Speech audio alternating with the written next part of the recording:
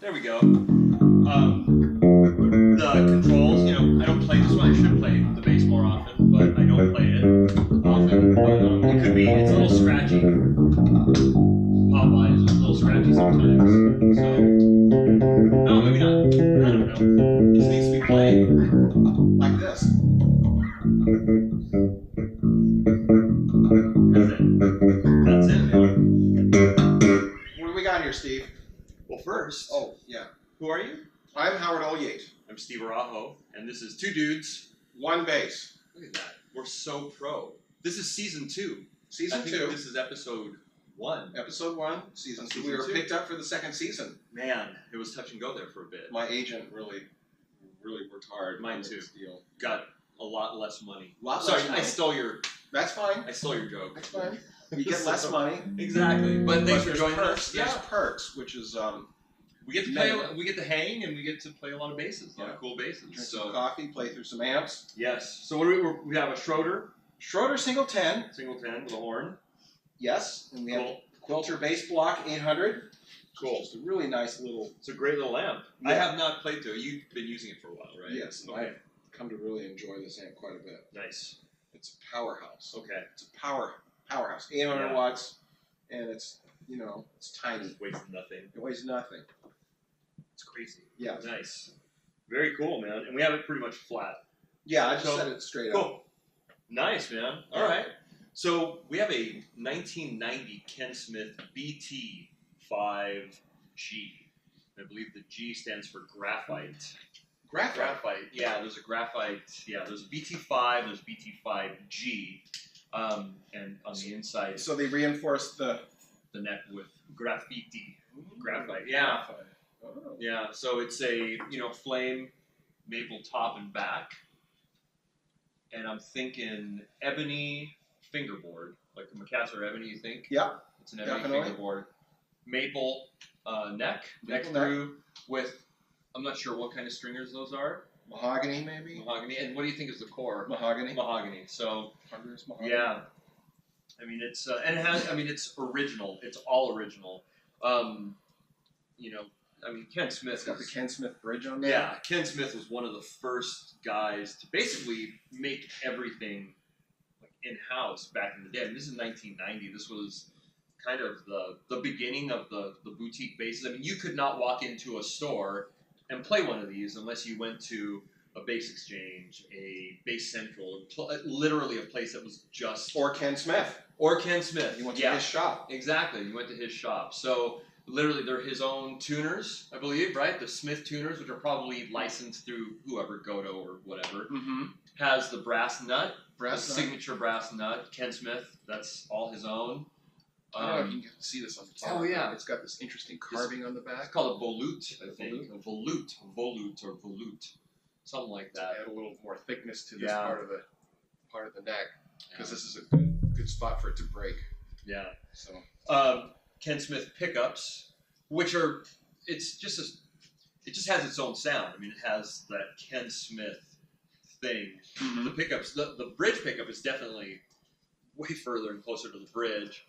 That neck pickup, it is where it is, It right? is where it is, yeah. I'm not really sure exactly where it is in terms of... That's Hi. Sue Bob saying Hi, hello. Sue Bob. What's going on? You have to say hi to dogs. And the bridge. Show them the bridge. That is Ken Smith's own machine bridge, which he...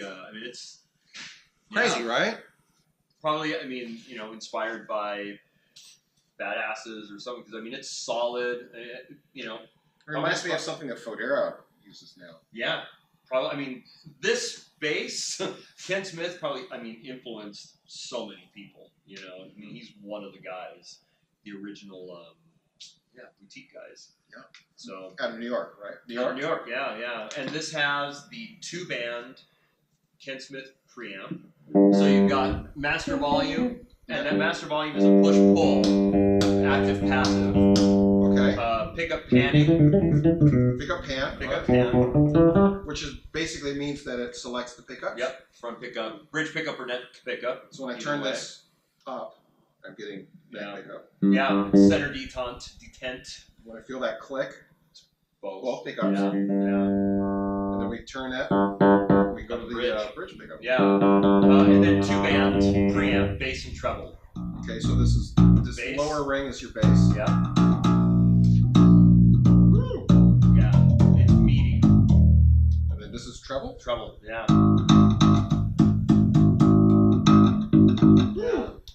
Pretty amazing. I mean, and it has that signature Ken Smith sound. You cannot get this kind of tone, I don't think, out of too many basses other than the Ken Smith, and it just has a sound. Yeah, it's very distinctive sounding bass. Yeah. Nothing like it. There's nothing like it. Yeah, and string spacing wise, you're looking maybe 18.5, 18-ish. It's not 19, but you know, it's 18. 18. Yeah, it's respectable. I mean, I feel very comfortable on it. So yeah, big old dots.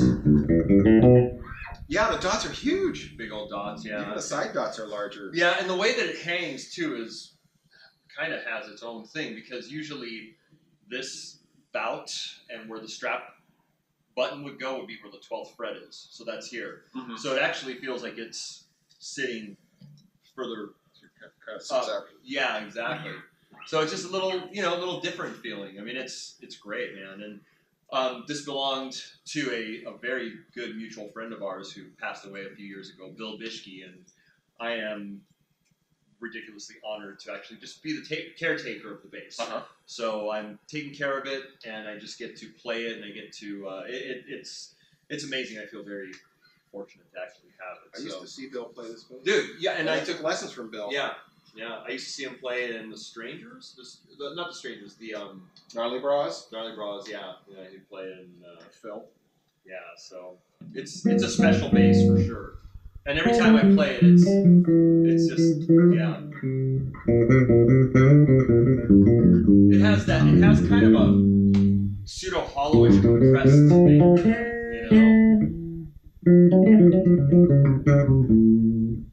So it's 34-inch scale.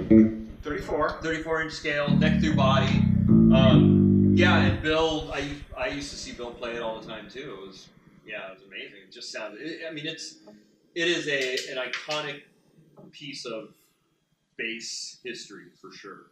I think. Without a doubt. I mean, Bill was a big part of my bass playing life. Yeah. And I used to see him play this thing. I took lessons from him. Yeah. And it's definitely an exceptional instrument. Yeah. It's incredibly made. I mean, it's 1990, and he played the crap out of it too. I mean, you can see the wear and tear. You can see belt buckle rash. Did he buy this in 1990? Dude, he bought it brand new, brand spanking new for sure.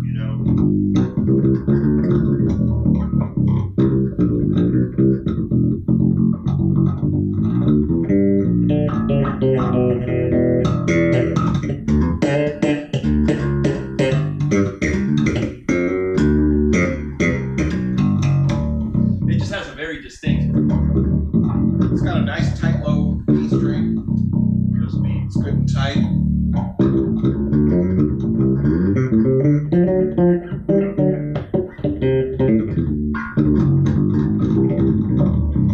A little bit tighter than 19. Would you say 18? Yes, yeah. But it has that tone. It's even hard to describe how I hear it, but it sounds just maybe a little compressed, and it's very round and big. Right. All the way up to the 24th fret, right? 24 frets. So there's active.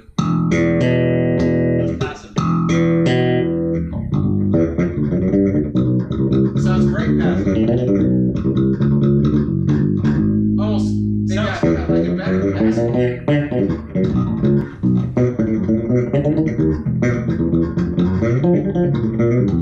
It gets a little pokier, passive. Yeah.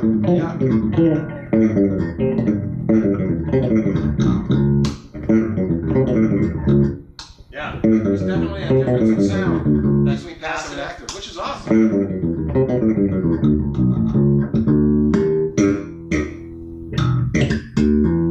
That's both pickups and then little bass boost. It's got some kick for sure.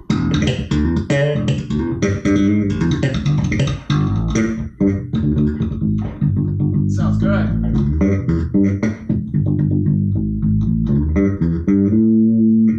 Yeah, this bass makes me happy when I play it because I think about Bill. Yeah. Yeah. Yeah. It feels like I have to work at it a little bit when I play this bass. This bass, I don't know, there's something about it that I have to. Yeah. Yeah, there's definitely it fights you a little bit, but Yeah. you want to. I don't know. I don't know. My fingers want to play it hard. You Yeah, want to dig in with this thing. Yeah. This is not a. You won't put a ramp on this thing. It's not a ramp bass, right? It's not a finesse. Yeah, yeah. Although there are some guys that play it pretty finesse, like Adrian Farud. He plays instrument and he's. Well, I mean, I'm just talking about this bass in particular. Yeah.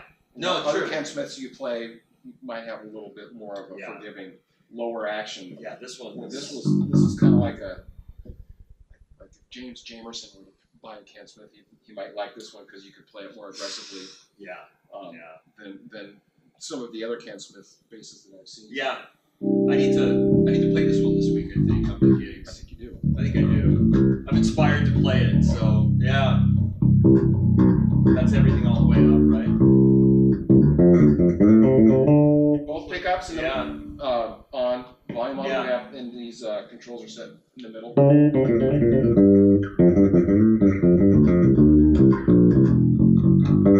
Man, this is great. Let's go passive. Interesting. It brings out a little mid-range to it, I think. Yeah, a little more upper. Yeah.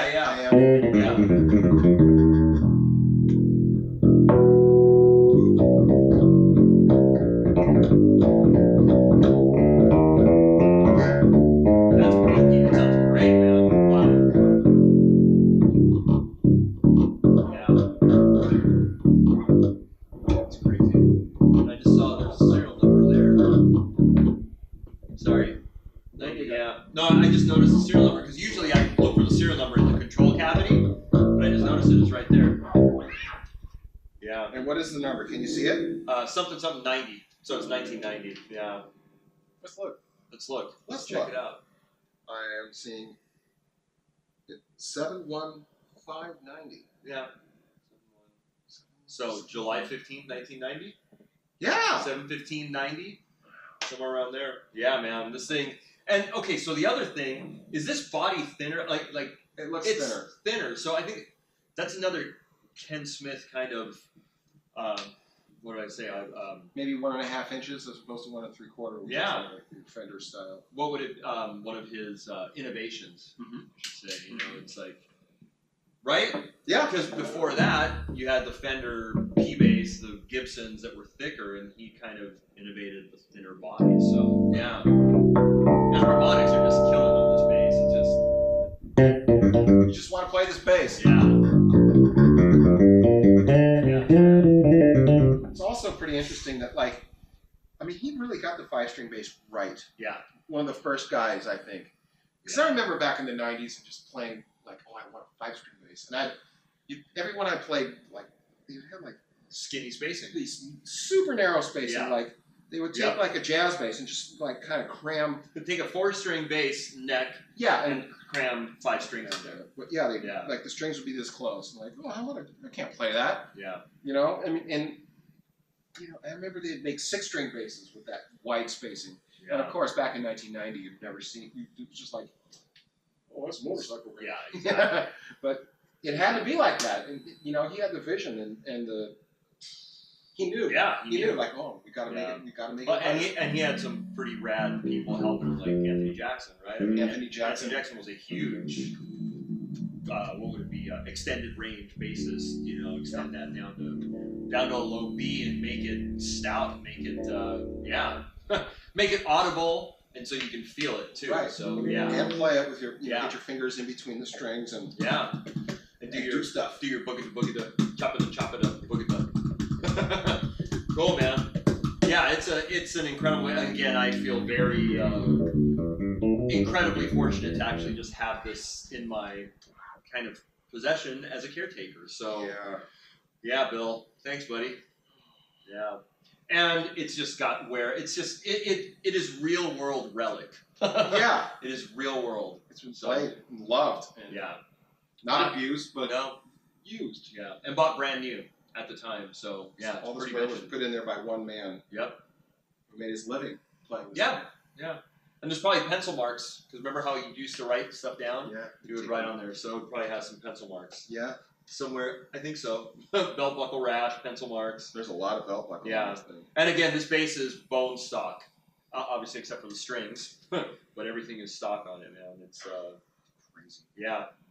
It's a great, it's an incredible piece of bass history for sure in terms of evolution of of the 5-string basses and the boutique basses, quote unquote boutique basses. So, when we were like, let's not make a jazz bass or a P bass or think outside the box and make something completely different. We're gonna make Ken Smith had this vision and he made it. Yeah, pretty incredible, man. Yeah, it's a great instrument. It's big headstock. It's huge. Yeah. For some reason, I think that might be. Yeah, I forget. I have to look into it. I'll try to look into it. But that might be. They might have gone to a smaller headstock back in the day, because I've seen some posts somewhere where they talk about the Ken Smiths with the big headstock. Like that's kind of a thing. So yeah. Huh. So anyways, but it's yeah, and it's 100% giggable for sure. Like I do. Yeah. And this is actually getting me so that inspired, because I want to gig it now. I'm gonna take it out. You should. So yeah. Take it out and play it. Cool, huh? Man. Yeah. I love it. Cool. Okay. All right. Oh, and another thing, the inset. Yeah, I think he was one of the first people to do these inset. There might have been recessed strap locks. Recessed strap locks. These are the Jim Dunlop, I think. Yeah, the ones with little push button, little things that go in. Yeah. I remember being a kid and seeing that. These reset. I don't know if you can see that. Oh yeah, you can see it right there. Are you getting this camera guy? You better be doing well. Yeah. Do good. My agent. And then on the bottom too. too. Has to get all these shots in there. And he might have been one of the first guys that put that bottom strap button up a little bit. You know what I mean? See that? Yeah, instead of it being boom right there, kind of moved it up there. So it's a whole new, it's a different... it's a different balance. It's different than jazz bass, P bass, you know? It's just, yeah. It's definitely got its own sound. Yeah, so it's pretty beautiful. You dig? I dig. Do you guys dig? Love it. I think you're going to dig it. It's good. It's a iconic little piece of bass history, and it has a little bit more of a personal thing with us because we knew Bill really well, the owner. So Bill. Yeah, man, miss him too. His bass lives on, man. Yeah, I'm gonna play it this weekend on the gigs. Take it and play it. So there we go. All right, guys, this was Steve Arajo. Howard Ulyate. On Two Dudes, One Bass. Good to have. Good to see you back. Good to be back. It's good to be back. Good to be back. Season 2. There you go. All right. We got another season, man. Got another season. So stay tuned. Bye.